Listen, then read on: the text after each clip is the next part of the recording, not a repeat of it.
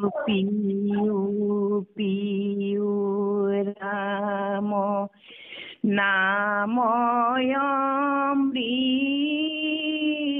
নাময়মৃত অবৃথা কথা কৈ নমৰ সীতা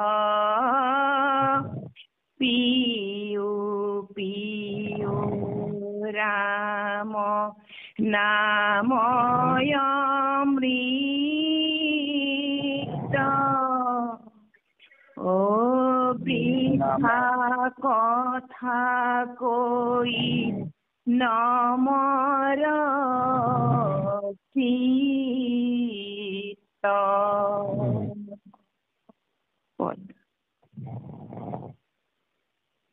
যুধিষ্ঠিৰ ৰাজা কৃষ্ণক পাই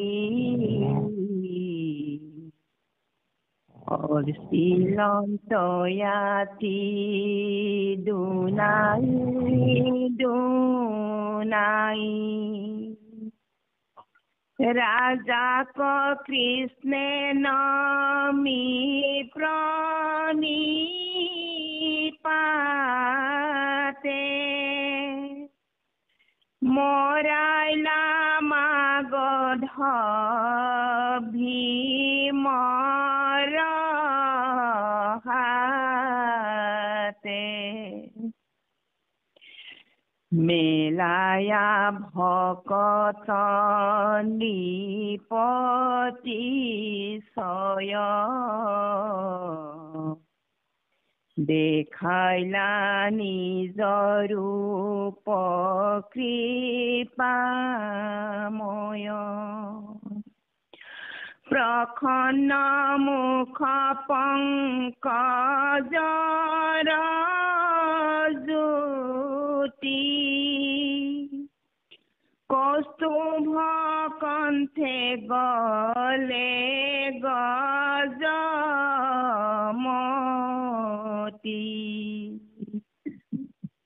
মকৰ কুণ্ডলে উজ্জ্বল গন্ধ প্ৰকাশে চাৰু চাৰি ভুজ দণ্ড কিৰীটি ৰত্ন হীৰে কৰে কান্তি উৰস্থলে জলে শ্ৰীবৎস পান্তি শ্যামতনু তাতে পীত বখনে বিজুলি ৰঞ্জয় যেন নবঘনে কতিততে কাঞ্চী ৰত্নৰ জালা আপাদলম্বী গলে বনমালা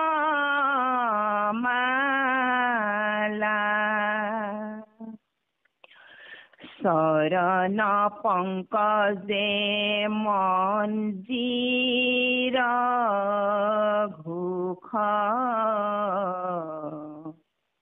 মিলাৱৈ ভক্তৰ মনে সন্তোষ সন্মুখে দেখিহে নৰিষিকে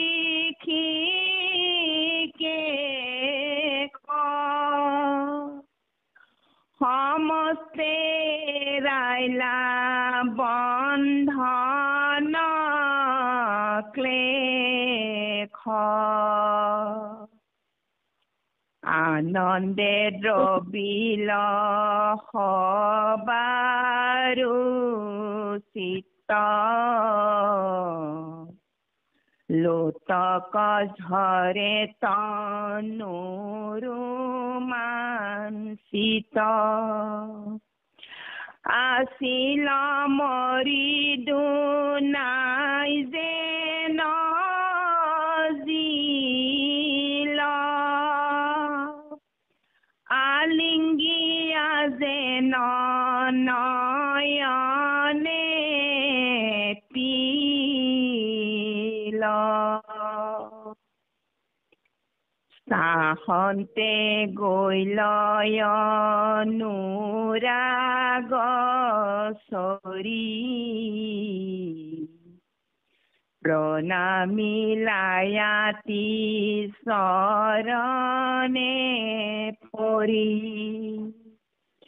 হৰিখতে যেন পাইলা মুকুতি কৰিলা কৃষ্ণ কয়নে কস্তুতি মাগিলা পৰম ভকতি দান সবাকে কৰিলা কৃষ্ণে সন্মান দুখীয়া পঠাই দিলা নিজ ঘৰ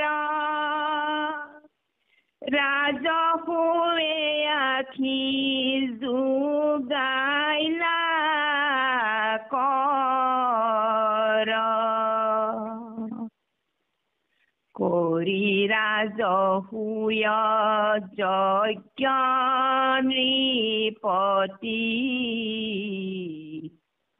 অৰ্চিলা কৃষ্ণক মহাভকতি নিন্দিলে দেখি শিশুপাল বীৰ কাটিলা কৃষ্ণে চক্ৰ হানি হীৰ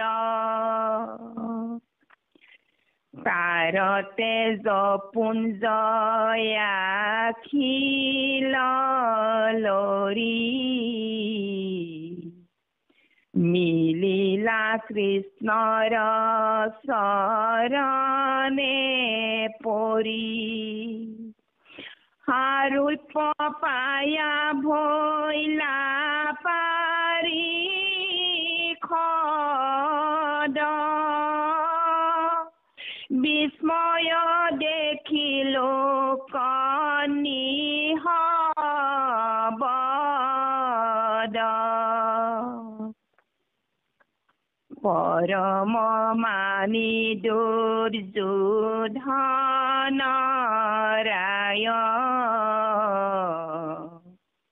ভ্ৰমিলা সভাৰ সম্পত্তি চায়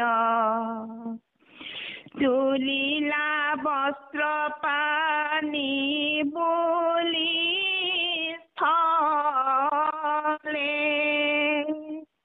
স্থলহে নমানি পাৰিলা জলে দ্ৰৌপদী সমে নাৰী গণে আখি চাপৰি বজায়া তুলিলা হাসি ভীমৰ উপহাসু কুৰু ৰাজ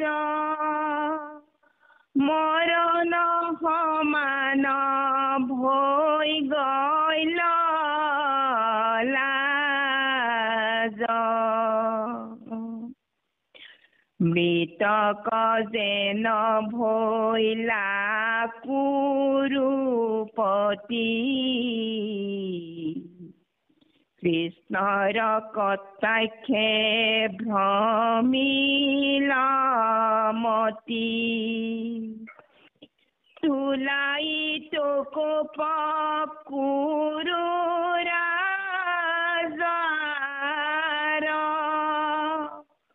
হৰিব সমস্ত ভূমিৰ ভাৰ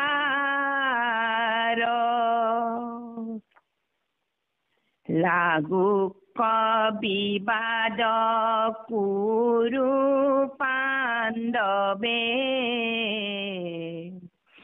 নমাতি থাকিলা বহি মাধৱে পাণ্ডৱৰ হাতে সমৰ জিনি মৰাইলাই অস্তাদ ক্ষয় খহিনী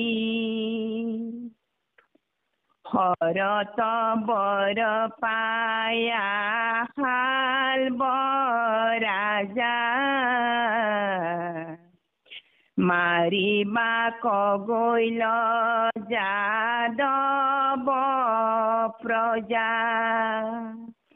আকাশতে চলে চলে শোভন গৰ যদু বীৰগণে দিলা সমৰ হস্তিনাপুৰ খন্তে আখি পাই কাটিলা শালবক যাদৱ ৰাই ভাঙ্গিলা সৌভক খেপিয়া চক্ৰ বধিলা বিদুৰ দন্ত বক্ৰ তীৰ্থত স্থানীয়া ফুৰন্তে ৰাম সূতক বধি কৰি মন্দ কাম বল্লাল দৈত্যক মাৰিত সীত কৰিলা সূত বধ প্ৰায় চিত দেখিয়া তুষ্ট ভৈলা ঋষি গণ উগ্ৰ সবা পাইলা ব্ৰহ্ময়াখন কহিলা মহাভাগৱত কথা বোলা হৰি হৰি নমৰ বৃথা হৰি ৰাম ৰাম ৰাম কৃষ্ণ কৃষ্ণ কৃষ্ণ মাধৱ মাধৱ মাধৱ আমাৰ জন্মৰ সেৱাৰ ছবি আজি নামামি সন্ধানী সত্ৰত অতি সুন্দৰকৈ প্ৰভু ভগৱন্তৰ লীলামালা সুন্দৰকৈ পাঠ কৰি সকলোকে আনন্দ দিয়া নৱনীতাই আমাৰ সমৰ ব্যক্তি একান্ত ভক্ত ডেকা বাপ আৰু সুপৰিচালক হাতীমূৰীয়া বাপকে মুখ্য কৰি সমস্ত ভক্তিপ্ৰেমী ৰাসগ্ৰাহী বাপাইসকললৈ আমাৰ পুৱাৰ সেৱাৰ অভিযোগ আমি মহাপুৰুষ কৃপালৈ গুৰুজনে আমাক দি থৈ যোৱা অমৃতৰ ভাণ্ডাৰ কীৰ্তনত প্ৰভু ভগৱন্তৰ কলি যুগৰ পৰম ধৰ্ম নাম ধৰ্ম ভগৱন্তৰ গুণ লীলা ধৰ্ম এয়া আমি অনুধাৱন কৰি আছো। আমি আমাৰ জীৱনৰ উদ্দেশ্য কথা বুজি পাইছো।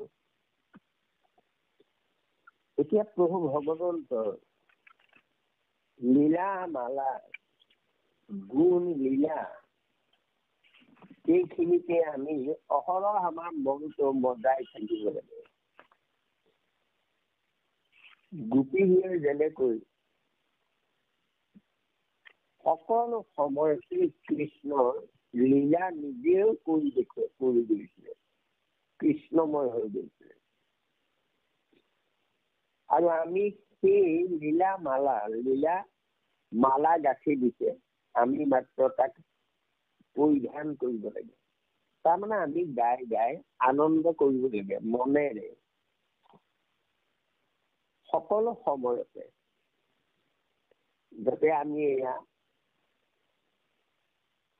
অনুধাৱন কৰি আমাৰ আত্মাৰ আহাৰ এয়া,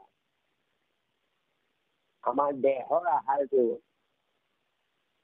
দেহ ৰক্ষাৰ কাৰণে আমি নানা দ্ৰব্য খাওঁ, কিন্তু আমাৰ আত্মাৰ আহাৰ হল এয়া প্ৰভু ভগৱন্তৰ গুণ লীলা মালা। এয়া পিউ পিউ ৰাম নাম অমৃত বৃথা কথা কৈ নমৰ চিত্ত। পিউ পিউ ৰাম নাম অমৃত। পিউ পিউ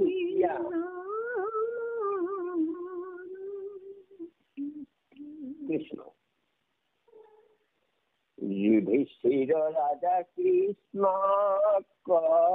পাই অৰ্চিলন্ত দুনাই দুনাই। ৰাধাক কৃষ্ণে নমি প্ৰাণীপাতে মৰাইলা মাগধ ভীমৰ হাতে। সেই আগৰ লীলাত আমাক কৈছিলে যে নাৰদে আহি খবৰ দিলেহি ৰজাসকলৰ পত্নীসকলে টুপি মিনতি কৰি আছে, ৰাজাবোৰে তেওঁক বন্দীশালত জৰাসন্ধৰ কন্দা কটা কৰি আছে, কাহানি কৃষ্ণক দেখা পাম চিন্তা কৰি আছে। তেনেকুৱাতে যুধিষ্ঠিৰৰ দূত আহি ৰাজসূয় যজ্ঞৰ আয়োজনৰ কথা শুনালেহি। আৰু তাৰপিছত ভগৱন্ত কৃষ্ণৰ তাৰমানে যুধিষ্ঠিৰ ৰাজসূয় যজ্ঞৰ সহায় কৰিবৰ কাৰণে গৈ পালেগৈ। অন্যহাতে ভূমি ভাৰ হৰণ কৰিব লাগে। যুধিষ্ঠিৰ ৰজা কৃষ্ণক পাই অৰ্চিল অন্ত আতি দুনাই দুনাই। কৃষ্ণ যোৱাৰ লগে লগে যুধিষ্ঠিৰে বাৰে বাৰে তেওঁক অৰ্চনা কৰিছে, সেৱা কৰিছে। ৰাজাক কৃষ্ণ নমি প্ৰণীপতে মৰাইলা মাগধ ভীমৰ হাতে। আৰু ৰজাৰ কৈ যে ভীমক লৈ জৰাসন্ধই বন্দী কৰা ৰজাসকলক আমি মুক্তি কৰি আনিব লাগে। যুধিষ্ঠিৰৰ লগত আলোচনা কৰিলে আৰু সেই মাগধক ভীমৰ হাততহে তাৰ মৃত্যু আছে। এই কথাটো যুধিষ্ঠিৰক কলে আৰু কৈ আৰু ৰাজসূয় যজ্ঞ, তোমাৰ ৰাজসূয় যজ্ঞ কৰিবলৈ হলে সহস্ৰ ৰাজা তাৰমানে যুদ্ধত জয় হ'ব কৰিব লাগিব, কৰি ৰজাক পদোন্নতি ৰজা কৰিব লাগিব, সেইজনেহে ৰাজযজ্ঞ কৰিব পাৰে। গতিকে এতিয়া যুধিষ্ঠিৰে যুদ্ধ কৰাই কৰি ৰাজপুত ৰজাবোৰক দমন কৰি কৰতৰীয়া কৰি ৰাজযজ্ঞ কৰিবলৈ বহুত চেষ্টা কৰিব লাগিব, কিন্তু অতি সহজে ৰাজপুত কৰিব কৰাৰ ব্যৱস্থা কৰি দিলে। অৰ্থাৎ জৰাসন্ধই বন্দী কৰি থকা ৰজাবোৰ সকলোকে মুক্ত কৰাই, ভীমৰ হাতত মৰাই সকলোকে মুক্ত কৰাই দিলে, আৰু সেই সমস্ত ৰজা যুধিষ্ঠিৰৰ অধীন হৈ গল। গতিকে ৰাজসুই কৰাৰ উপযুক্ততা অৰ্জন কৰি ললে বিনা যুদ্ধে। এয়া কৃষ্ণৰ লীলা। কৃষ্ণ মেলায়া ভকত নিপতিশয় দেখাই না নিজৰ ৰূপ কৃপাময়। জৰাসন্ধই বন্দী কৰা ৰজাসকলক মুক্ত কৰিলে, কৰি নিজৰ ৰূপটো দেখুৱালে। অৰ্থাৎ ভকতৰ ধ্যানৰ যি ৰূপ, সেই ৰূপটো তেওঁলোকক দেখুৱাই দিলে, সেইটো তেওঁৰ নিজ ৰূপ। আৰু এইটো কৃষ্ণৰ ৰূপটো কপট গোপ বেশ। গতিকে সেই ধ্যানৰ যিটো ৰূপ, সেই ৰূপটো দেখুৱাই দিলে। প্ৰসন্ন মুখ পংকজৰ জ্যোতি কৌস্তুভ গলে গজমতী কণ্ঠত কৌস্তুভ প্ৰসন্ন বদন মুখৰ জ্যোতি মকৰ কুণ্ডলে উজ্জ্বল গন্ধ মকৰ কুণ্ডলে গন্ধস্থলী, তাৰমানে বাউসীৰ ওপৰ চোৱা ডিঙিৰ তলৰ সেয়া দেখিবলৈ উজ্জ্বল কৰি ৰাখিছে। কীৰ্তি ৰত্ন শিলেকৰৰ কান্তি মকৰ কুণ্ডল উজ্জ্বল গন্ধ প্ৰকাশৰ চাৰি চাৰি ভুজদণ্ড আৰু চতুৰ্ভুজ মূৰ্তি কীৰ্তি ৰত্ন শিৰে কৰে কান্তি, অৰ্থাৎ তেওঁৰ মুকুট উৰস্থলে জলে শিৱৎস পান্তি হৃদয়ত শিৱৎস পান্তি শ্যাম তনু হাতে পীত বসন শ্যাম তনু আৰু পীত বসন বিজুলী ৰঞ্জই যেন নৱঘন, যেন বিজুলীহে মাৰিছে, নতুনকৈ উঠি অহা ডাৱৰৰ ওপৰত যেনেকৈ বিজুলী জ্বলে। আশাদ লম্বি গলে মনমালা, এয়া ভগৱন্তৰ ৰূপৰ কথা। এয়া মিলাই ভিতৰৰ মনে সন্তোষ অমুখ দেখি হেন হৃষিকেশ সমস্তে এৰাইল বন্ধন ক্লেশ। এই হৃষিকেশক দেখা পায়, এই ৰূপটো দেখা পায় বন্ধনৰ, ইমান দিন বন্ধনত থকা ৰজাসকলে বন্ধনৰ দুখবোৰ পাহৰি গল খন্তেকতে। আনন্দে দ্ৰবিল সবাৰ উচিত নতক জৰে চলো ৰোমাঞ্চিত। আছিল মৰি দুনাই যেন দিল আলিঙ্গিয়া যেন নয়নে কিল। সকলো বাগৰি গৈছে, গা চিঞৰি উঠিছে, যেন মৰি আছিলে পুনাই পুনৰ জীয়ে, আৰু যেন সাৱটি সাৱটি ধৰি বাৰে বাৰে তেওঁলোকৰ নয়নে ভগৱন্তৰ ৰূপটো যেন গিলি থব। আৰু চাহতে গৈ অনুৰাগ কৰি চাওঁতে চাওঁতে অনুৰাগ বাঢ়ি গল, আৰু চৰণত পৰি পৰি প্ৰণাম কৰিলে। হৰসিতে যেন পাইলা মুকুট, হৰিষতে যেন পাইলা মুকুতি, কৰিলা কৃষ্ণ কৰণে কতুতি, যেন আনন্দত মুক্তি, অৰ্থাৎ সমস্ত কষ্টৰ পৰা মুক্তি হৈ যোৱাৰ উপৰিও যেন তেওঁলোক জীৱনতে মুকুট হৈ গল। ইমান ভক্তি ভাৱ কৃষ্ণ মাগিলা পৰম ভকতি দান সবাতো কৰিলা কৃষ্ণ সন্মানত মুচিয়া পঠাই দিলা নিৰন্তৰ ৰাজকৰি ৰাখি ডুবাইলা কৰ। সকলোকে ৰজাবোৰে ভকতি মাত্ৰ বিচাৰিলে আৰু সকলোৰে তেওঁলোকক সন্মান কৰি তেওঁলোকৰ মনোবাঞ্ছা পূৰ্ণ কৰিলে আৰু সকলোকে পঠাই দিলে নিজ নিজ ৰাজ্যলৈ আৰু ৰাজকৈ যজ্ঞত আহিল। বিনা যুদ্ধে যুধিষ্ঠিৰৰ কৰতলীয়া হৈ গল সেই সহস্ৰ ৰজা। কৰি ৰাজকৈ যজ্ঞ নিপতি অৰ্চিলা কৃষ্ণক মহাভকতি নিন্দিলা দেখি শিশুপাল বীৰ কাটিলা কৃষ্ণ চক্ৰ আদি শিৰ। তাৰ ৰাজকৈ যজ্ঞ কৰিলে কৃষ্ণক মহাভক্তি ভাৱে অৰ্চন কৰিলে আৰু শিশুপাল বীৰক সেই তাতেই নিন্দা কৰাৰ কাৰণে শিশুপালক মাৰিলে। তাৰ তেজপুঞ্জ আছিলা লৰি মিলিলা কৃষ্ণৰ চৰণে পৰি তাৰ গড়ৰ ৰক্তবোৰ গৈ কৃষ্ণৰ গাত তাৰমানে কৃষ্ণৰ চৰণত মিলি গৈ আৰু মিলিলা কৃষ্ণৰ চৰণে পৰি চাৰিপ পায়া ভৈলা পাৰিষদ আৰু কৃষ্ণৰ ৰূপ লৈ পাৰিষদ হৈ গৈ বিস্ময় দেখি লোক নিশবদ। পৰম মানি দুৰ্যোধন ৰায় ধৰ্মিলা সবাৰ সম্পত্তি চাই তুলিলা বস্ত্ৰ পানী বুলি স্থলে স্থল হেন মানি পৰিলা জলে।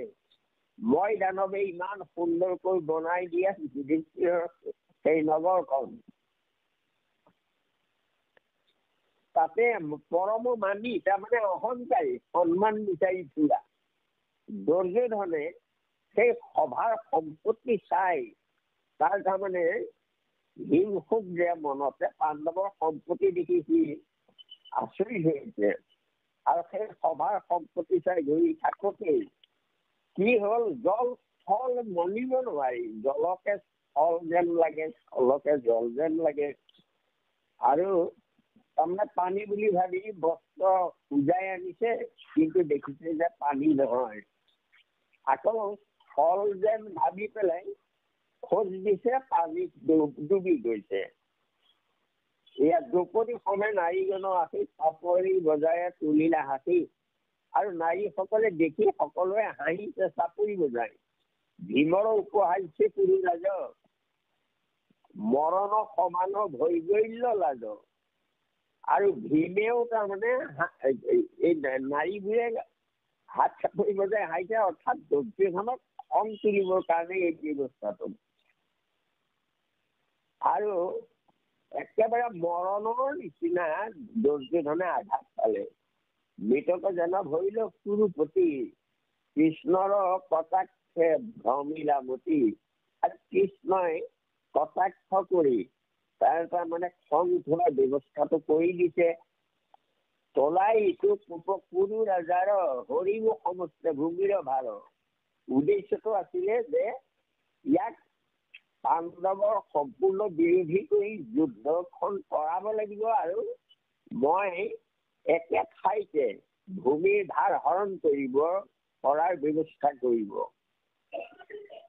কৃষ্ণ লাগুক বিবাদ কুৰু পাণ্ডৱে নমাতি থাকিলা বসী মাধৱে। তেওঁ তাতে বহি আছে কিন্তু এওঁলোকৰ কাজিয়া লাগক এই বুলি ভাবি কাকো বাধা নিদিলে বা মিলাবলৈও চেষ্টা নকৰিলে। পাণ্ডৱৰ হাতে সমৰ যিনি মৰাইলা অষ্টাদশ 18 অক্ষৌহিণী সেনা কুৰুক্ষেত্ৰ যুদ্ধত বধ কৰালে।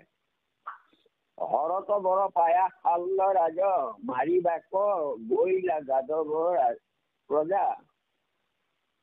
শাল্ল ৰাজা শিৱৰ বৰ পালে, বৰ পাই তাক কোনেও তাৰমানে মাৰিব নোৱাৰে, বধ হেৰি কৰিব নোৱাৰে, সকলোকে সি জয় কৰিব পাৰিব। এই বৰ পাই গল আৰু গৈ আকাশত সৌভ নামৰ এখন নগৰ বনাই ললে ওপৰত আকাশত। আৰু যদুবীৰগণে দিলা সময় যদুবীৰসকলৰ লগত তাত যুদ্ধ কৰিছে। তেতিয়া আকাশত তাৰ নগৰ তালে হেৰি কৰিব নোৱাৰে। হস্তিনাপুৰৰ সন্তে আহি পাই কাটিলা শাল্লকৰ যাদৱৰাই। আৰু হস্তিনাপুৰৰ পৰা আহি যুধিষ্ঠিৰৰ ৰাজধানী শেষ কৰি আহি পালেহি আৰু পাই তাক তাৰমানে ভাঙিলা সৌভক ক্ষেত্ৰীয়া চক্ৰ। তাক কাটিলে আৰু চক্ৰ মাৰি সৌভক তাৰমানে যিখন হেৰি বনাইছিলে সেইখন ধ্বংস কৰি পেলালে।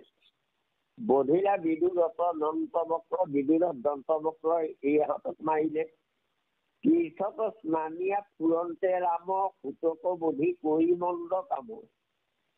বল্লল দৈত্যক মাৰি তো হিত, কৰিলা সুত বধ প্ৰায়চিত্ত।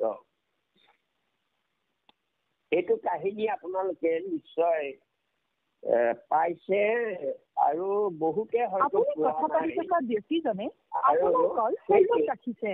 অনুগ্ৰহ কৰি লাইনতে থাকক। কৃষ্ণ গতিকে যিসকলে পোৱা নাই মই কৈ দিছো। এই যে সুত, আমাৰ যে ভাগৱত কোৱা সুতজন, সেইজন সুতক তাৰমানে বলভদ্ৰই মৰা নাই। বলভদ্ৰই মৰাজন সুত ভাগৱত প্ৰবক্তা নহয়। ভাগৱত কোৱাজন সুত উগ্ৰ সভা সুত। আৰু বলভদ্ৰই যিজন সুতক মাৰিলে সেইজন সুত আছিলে তাৰমানে এই উগ্ৰ সভা সুতৰে দেউতাক। তেওঁ ৰোমহৰ্ষণ সুত, অৰ্থাৎ তেওঁ পুৰাণ কৈ আছিলে, ভাগৱত নহয়। ভাগৱত তেতিয়া ওলোৱাই নাই। পুৰাণ কৈ আছিলে নৈমিষাৰণ্যত। আৰু সেই পুৰাণ কৈ থাকোতে বলভদ্ৰ গৈ তাত পালে। তীৰ্থ ভ্ৰমণ কৰিবলৈ গৈছিলে, তীৰ্থ কৰি পূজ্য কৰিবলৈ বলভদ্ৰ গৈছিলে। তীৰ্থ কৰিবলৈ গৈ পেলাই তাৰমানে তেওঁ মহাপাপহে কৰি পেলালে হঠাৎ, অৰ্থাৎ সুতক মাৰি পেলালে। কেলে মাৰিলে? বলভদ্ৰ গৈ তাত তাৰমানে পুৰাণ কৈ আছে সুতে, তাত সেই সভাত প্ৰৱেশ কৰিলেগে। প্ৰৱেশ কৰোঁতে সকলো ঋষিয়ে উঠি তেওঁক বলভদ্ৰক সন্মান কৰিলে, নমস্কাৰ কৰিলে। কিন্তু এই যে উগ্ৰ সভা সুত, তেওঁ থিয় নহলে কেলে? কাৰণ তেওঁ ব্ৰহ্ম আসনত বহি আছে, তেওঁ পুৰাণ বক্তা হৈ আছে। গতিকে তেওঁ সেই আসনখনৰ পৰা উঠিব নালাগে। সেইকাৰণে তেওঁ নুঠিলে। তাৰ নুঠা দেখি বলভদ্ৰ একেবাৰে খঙত গৰ্জি উঠিলে। উঠি যে এইটো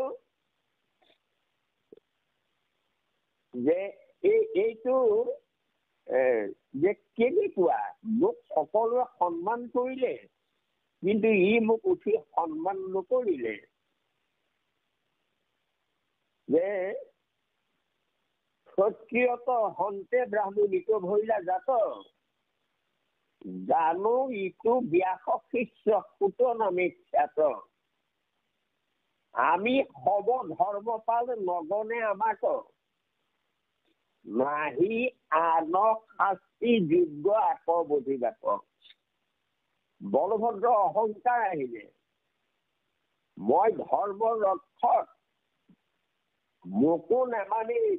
এইটো ক্ষত্ৰিয় তহন্তে ব্ৰাহ্মণী মাক আৰু দেউতাক ক্ষত্ৰিয়, জন্ম হল আৰু এই ব্যাসৰ শিষ্য। এইটো সুত, ইয়াৰ নাম অৰ্থাৎ ৰোমহৰ্ষণ সুত।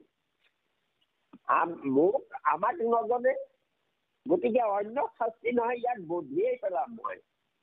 এই বুলি হাতীত আছিল কোশত আৰু আগে আমি সমাজতে সুতক বধিলা অলপানি। এই তাৰমানে ঘটি চিন্তা বুলি কয় সেই কোষডাল। চিন্তা লৈ পেলাই গৈছিলে তীৰ্থ ভ্ৰমণ কৰিবলৈ সন্যাসী বেশ লৈ। সেই কোষেৰে তাৰমানে খোজ মাৰি সুতক মাৰি পেলালে। পৰা দেখি বাকী ঋষিসকল যিসকল শ্ৰৱণী আছিলে পুৰাণৰ, তেওঁলোকে বলভদ্ৰক ক'লে যে প্ৰভু আপুনি এইটো ভাল কাম নকৰিলে, আপুনি পুতক কিয় মাৰিলে? যদি বোলা পুতক বধিলো আতংকিত, শাস্ত্ৰ প্ৰিয় ইটো প্ৰভু বিপ্ৰত বধিত। যদি তুমি কব খোজা যে এইটো সুত এটাক মাৰিছো মই, এইজন সুত নহয়, নিষ্কুলৰ মানুহেই নহয়, এওঁ পুৰাণৰ প্ৰবক্তা। আমি সবে ইহান্ত দি আছো ব্ৰহ্মাসনৰ, আমি এওঁক ব্ৰাহ্মণৰ আসন দি থৈছো, আৰু পুৰাণ সকলো শুনি বাক ৰং বগন। এওঁ আমাক পুৰাণবোৰ কৈ আছে, আনন্দ মনেৰে আমি শুনি আছিলো। গতিকে শাস্ত্ৰ প্ৰিয় ইটো প্ৰভু বিপ্ৰত অধিক, ব্ৰাহ্মণতকৈ শ্ৰেষ্ঠ এওঁ, শাস্ত্ৰ প্ৰিয়। এতেকে তোমাৰ প্ৰভু জুৱাই প্ৰায়শ্চিত্ত, তুমি ঈশ্বৰ অৱতাৰ হলেও তোমাৰ প্ৰায়শ্চিত্ত কৰিব লাগে। আপুনি ঈশ্বৰৰ পৰা যেহেন বিহিত, তুমিতো নিজেই কৈছা মই ধৰ্মপাল, আৰু ব্ৰাহ্মণক হত্যা কৰিলে কি কৰিব লাগে এইটো তুমি নিজে জানা। তোমাৰ প্ৰায়শ্চিত্ত তুমি নিজে, তোমাৰ জুৱাই প্ৰায়শ্চিত্ত কৰিবই লাগে, এই বুলি ঋষিসকলে কোৱা। তেতিয়া বলভদ্ৰই চিন্তা কৰিলে যে কথাটো মিছা নহয়। গতিকে তেতিয়া কি কৰিলে যে এইটো মইতো ইয়াক মাৰিলোৱেই, গতিকে এটা পৰমাৰ্থ কথা কৈ দিলে তেওঁ।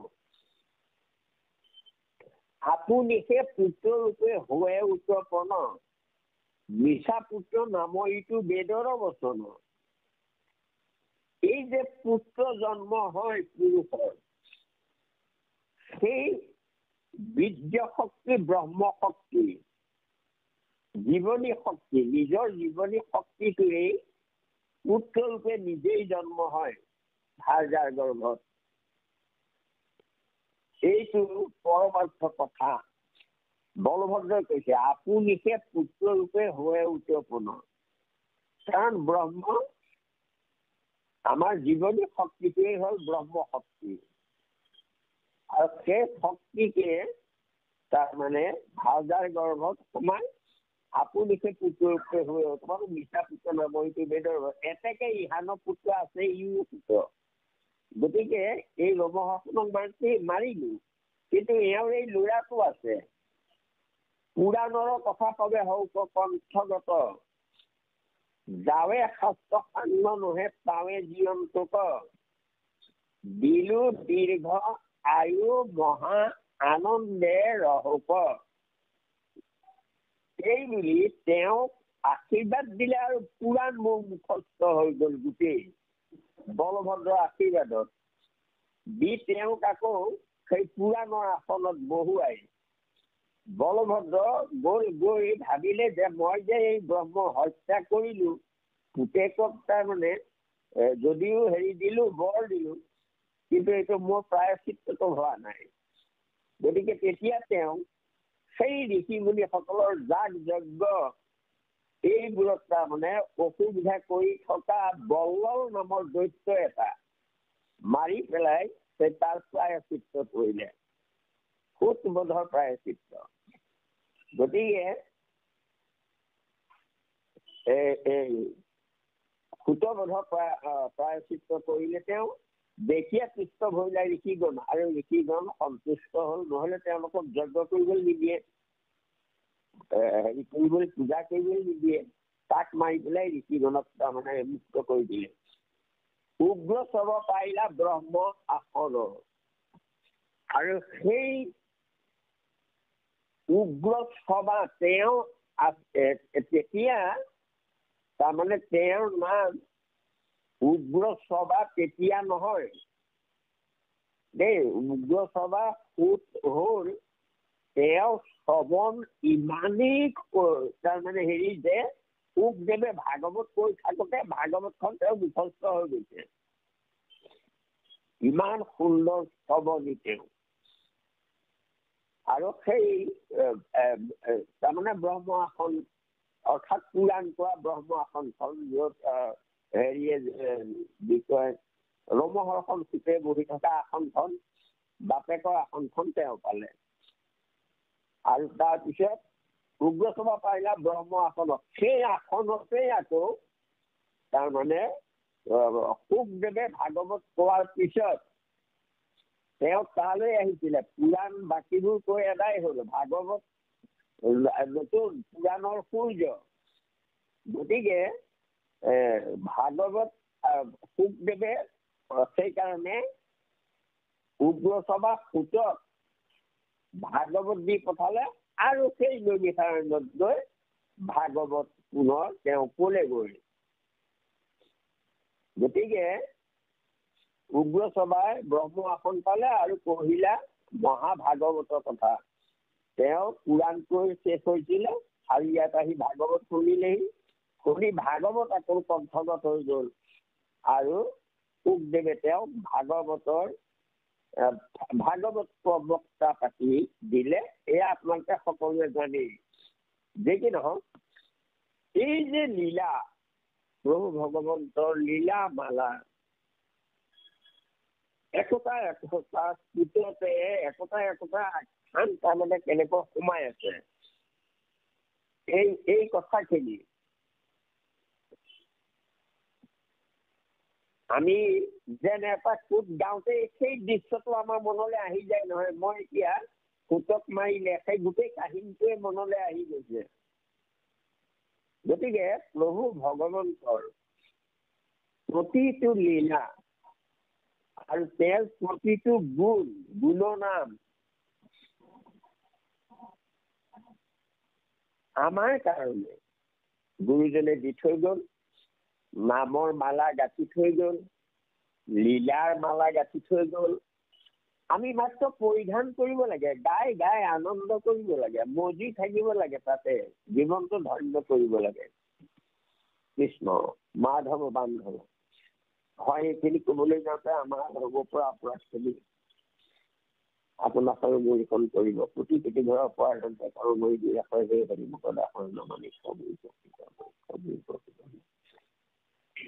শ্ৰীমন্ত শংকৰ হৰিভট্টৰ জান তাহান্ত বিনাই নাই বিনাই নাই। আমাৰ পৰম গুৰু, আমাৰ পৰম গুৰু, আমাৰ পৰম গুৰু কৃষ্ণ মাধৱ মাধৱ মাধৱ কৃষ্ণ কৃষ্ণ কৃষ্ণ। সুন্দৰ দিয়া কৃষ্ণ।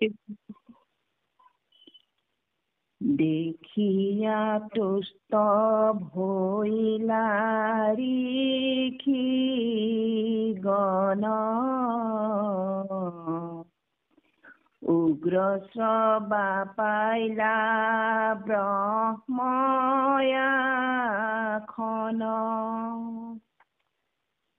কহিলা মহাভাগৱত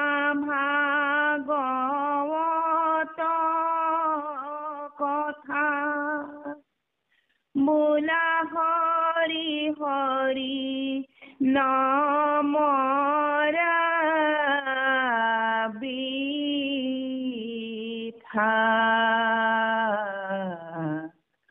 হৰি ৰাম ৰাম